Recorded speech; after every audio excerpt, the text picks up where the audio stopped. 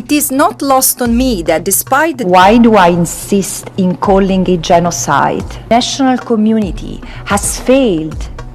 Is it possible that after 42,000 people killed, you cannot empathize with the Palestinians? Those of you who have not uttered a word about what is happening in Gaza, demonstrate that empathy has evaporated from this room. പലസ്തീനിൽ വംശഹത്യ നടത്തുന്ന ഇസ്രായേലിനെ ഐക്യരാഷ്ട്രസഭയിൽ നിന്ന് suspend ചെയ്യണമെന്ന് Palestine അധിനിവേശ പ്രദേശങ്ങൾക്കായി ഐക്യരാഷ്ട്രസഭ നിയമിച്ച special റപ്പോർട്ടർ Francesca Albanese ഗസയിൽ ഇസ്രായേൽ നടത്തുന്നത് കൂട്ടക്കൊലകളല്ലെന്നും വംശഹത്യയാണെന്നും വ്യക്തമാക്കുന്ന റിപ്പോർട്ട് പ്രസിദ്ധീകരിച്ച ശേഷം സംസാരിക്കുകയായിരുന്നു അവർ. And frankly, I'm shocked. I always experience a sense of shock and delusion when I come to this room because many of you recited the same script that you had in front of yourself last year. Of course, we condemn Hamas attack. Of course, we express solidarity with the Israeli victims. Of course, we demand the release of the hostages, both the Israelis and the Palestinians. But ഐക്യരാഷ്ട്രസഭയിലെ അംഗമെന്ന ഇസ്രായേലിന്റെ പദവി suspend ചെയ്യേണ്ട സമയമാണിത്. വിഷയത്തിന്റെ ഗൗരവം എനിക്കും നിങ്ങൾക്കും അറിയാം. മനുഷ്യാവകാശങ്ങളുടെ കാര്യത്തിൽ നിങ്ങളുടെ കൈകൾ ശുദ്ധമല്ലെന്നതാണ് പ്രശ്നം, അൽബനീസ് ലോകരാജ്യങ്ങളോട് പറഞ്ഞു. ഐക്യരാഷ്ട്രസഭാ പ്രമേയങ്ങൾ ഇസ്രായേലിനെ പോലെ ലംഘിച്ച മറ്റൊരു രാജ്യവുമില്ലെന്നാണ് അൽബനീസ് പറയുന്നത്. 2023 ഒക്ടോബർ 7 തൂഫാനുൽ അക്സ പതിറ്റാണ്ടുകളുടെ അടിച്ചമർത്തലുകളോടുള്ള പ്രതികരണമാണെന്ന അഭിപ്രായത്തെ തുടർന്ന് 2024 ഫെബ്രുവരിയിൽ അൽബനീസിന് ഇസ്രായേൽ വിസ നിഷേധിച്ചു. തൂഫാനുൽ അക്സ ഈ നൂറ്റാണ്ടിലെ ഏറ്റവും വലിയ സെമിറ്റിക് വിരുദ്ധ കൂട്ടക്കൊലയാണെന്ന ഫ്രഞ്ച് പ്രസിഡന്റ് ഇമ്മാനുവൽ മാക്രോണിന്റെ പ്രസ്താവനയെയും അവർ എതിർത്തു. ഒക്ടോബർ 7 ജൂതന്മാർ കൊല്ലപ്പെട്ടത് അവർ ജൂതന്മാരായതുകൊണ്ടല്ല, മറിച്ച് ഇസ്രായേലിന്റെ അടിച്ചമർത്തലുകളോടുള്ള പലസ്തീനികളുടെ പ്രതികരണമായാണ് അക്രമമുണ്ടായത്. ഇതോടെ അൽബനീസ് സെമിറ്റിക് വിരുദ്ധമായി പ്രഖ്യാപിക്കപ്പെട്ടു. പലസ്തീന്റെ കാര്യത്തിൽ ഹിറ്റ്ലറുടെ ജർമ്മനിയെ പോലെയാണ് നിലവിലെ ജർമ്മനി പെരുമാറുന്നതെന്നും അൽബനീസ് അഭിപ്രായപ്പെട്ടു. ഇതോടെ ജർമ്മനിയും അൽബനീസിനെ സെമിറ്റിക് വിരുദ്ധയെന്ന് വിളിച്ചു. പലസ്തീനിലെ വംശഹത്യയെക്കുറിച്ച് കോൺഗ്രസിൽ സംസാരിക്കാനുള്ള അവസരം US സർക്കാരും ഇതേ ആരോപണം ഉന്നയിച്ച് നിഷേധിച്ചു. പലസ്തീനികൾ ജീവിതകാലം മുഴുവൻ യുദ്ധക്കുറ്റങ്ങൾക്ക് ഇരയാവുന്നവരാണ്. പക്ഷേ ഇപ്പോൾ നടക്കുന്നത് വംശഹത്യയാണ്. യൂറോപ്പിലെ വംശഹത്യയിൽ നിന്ന് ജൂതന്മാരെ സംരക്ഷിക്കുന്നതിൽ അന്താരാഷ്ട്ര സമൂഹം പരാജയപ്പെട്ടിരുന്നുവെന്ന കാര്യം നമുക്കറിയാം. യൂഗോസ്ലാവിയയിലും ബോസ്നിയയിലും മുസ്ലിങ്ങളെ വംശഹത്യയിൽ നിന്ന് രക്ഷിക്കാനായില്ല. റുവാണ്ടയിൽ ടുട്സികളെയും സംരക്ഷിക്കാനായില്ല. ഇത് പലസ്തീനികളുടെ കാര്യത്തിലും ആവർത്തിക്കുകയാണ്, അൽബനീസ് പറഞ്ഞു. നിലപാടുകൾ സ്വതന്ത്രമായി പ്രഖ്യാപിക്കുന്നതിൽ നിരവധി തവണ വധഭീഷണികൾ അൽബനീസ് നേരിട്ടിട്ടുണ്ട്.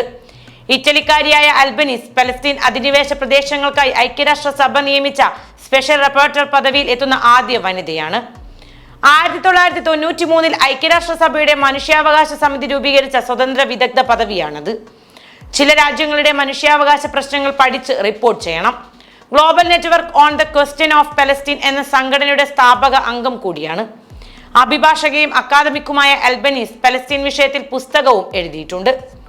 പലസ്തീനിൽ സയനിസ്റ്റുകൾ നടത്തുന്ന അക്രമങ്ങളെ വംശഹത്യയായി കാണണമെന്നാണ് അൽബനീസ് അഭിപ്രായപ്പെടുന്നത്. പലസ്തീനികളുടെ ജീവിതം തകർക്കുക എന്ന ഉദ്ദേശമുള്ളതിനാൽ അക്രമങ്ങളെ വംശഹത്യയായി കാണാം. പ്രത്യേക ജനവിഭാഗങ്ങളെ പട്ടിണിക്കിടുക, പീഡിപ്പിക്കുക, കൊല്ലുക, കുടിയൊഴിപ്പിക്കുക, തുടച്ചു നീക്കുക, കുട്ടികളെ മാതാപിതാക്കളിൽ നിന്നും പിടിച്ചു മാറ്റുക തുടങ്ങിയവയെല്ലാം വംശഹത്യയുടെ പരിധിയിൽ വരും. പലസ്തീനികളെ ഇസ്രായേൽ മനുഷ്യരായി കാണുന്നില്ലെന്ന് അവർ പറയുന്നു. നേരത്തെ വംശഹത്യയുടെ അപഗ്രഥനം എന്ന പേരിൽ ഒരു റിപ്പോർട്ട് ഇവർ തയ്യാറാക്കിയിരുന്നു.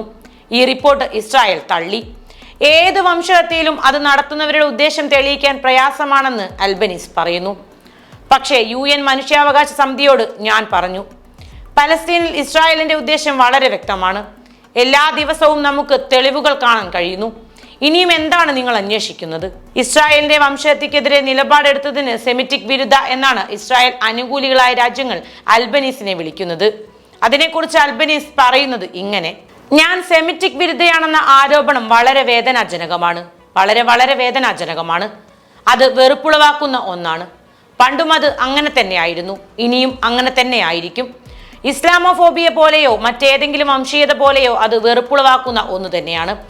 സെമിറ്റിക് വിരുദ്ധതയുടെ ചരിത്രം മൂലം ആരോപണം നേരിടുന്നയാൾക്ക് അത് കനത്ത പ്രഹരം നൽകും.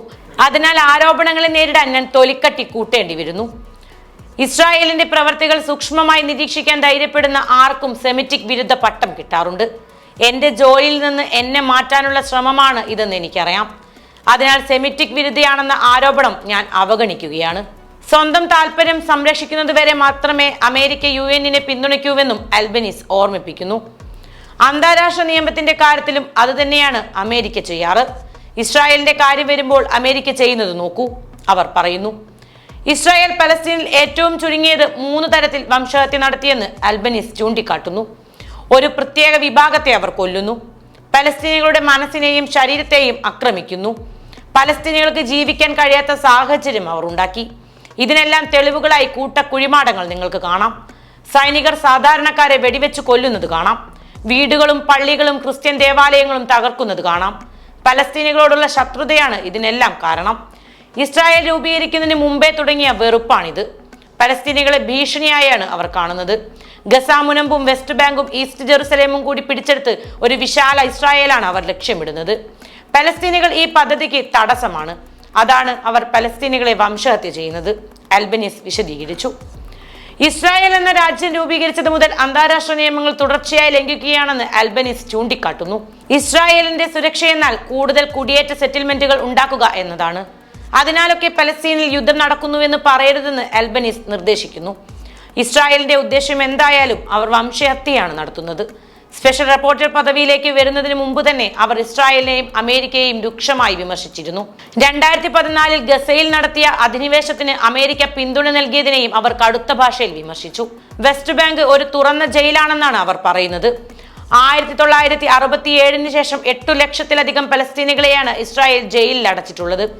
2022 മെയ്യിൽ സ്പെഷ്യൽ റിപ്പോർട്ടർ പദവി കിട്ടിയതോടെ US-ഉം ഇസ്രായേലും ഫ്രാൻസും ജർമ്മനിയുമെല്ലാം അവർക്കെതിരെ രംഗത്ത് വന്നു. പക്ഷെ നിലപാട് മാറ്റാൻ അവർ തയ്യാറായില്ല. പലസ്തീൻ 21-ാം നൂറ്റാണ്ടിലെ നാസി തടങ്കൽ പാളയമാണെന്നാണ് അവർ ജർമ്മനിയുടെ ഭരണാധികാരികളോട് പറഞ്ഞത്. മറ്റുള്ളവരുടെ മനുഷ്യത്വം ഇല്ലാതാക്കിയാണ് വംശഹത്യ തുടങ്ങുകയെന്നും ഇസ്രായേലിന്റെ പ്രവർത്തികൾ തടയാൻ കഴിഞ്ഞില്ലെങ്കിൽ ചരിത്രത്തിൽ നിന്ന് ഒന്നും പഠിച്ചില്ലെന്ന് പറയേണ്ടി വരുമെന്നും അൽബനീസ് ഓർമ്മപ്പെടുത്തി. പലസ്തീനികൾക്ക് വിയോജിപ്പ് പ്രകടിപ്പിക്കാൻ അക്രമമല്ലാതെ മറ്റൊരു മാർഗവും ബാക്കിയില്ലെന്നാണ് അൽബനീസ് പറയുന്നത്. പലസ്തീനികൾ നടത്തുന്ന അക്രമങ്ങൾ നമുക്ക് ഇല്ലാതാക്കാനാവില്ല. കഴിഞ്ഞ 55 വർഷമായി 3 തലമുറയായി ജീവിക്കാനും നിലനിൽക്കാനുമുള്ള അവകാശം ഹനിക്കപ്പെട്ട ഒരു ജനതയാണവർ, 2022 അൽബനീസ് പറഞ്ഞു. അതേസമയം അൽബനീസിന് പിന്തുണ പ്രഖ്യാപിച്ച് 30 ജൂത സംഘടനകൾ കഴിഞ്ഞ ദിവസം രംഗത്ത് വന്നു. അൽബനീസിനെ മോശമായി ചിത്രീകരിക്കാൻ UN വാച്ച് പോലുള്ള സംഘടനകൾ നിഗൂഢമായി ക്യാമ്പയിൻ നടത്തുകയാണെന്ന് 30 ജൂത സംഘടനകളുടെ പ്രസ്താവന പറയുന്നു.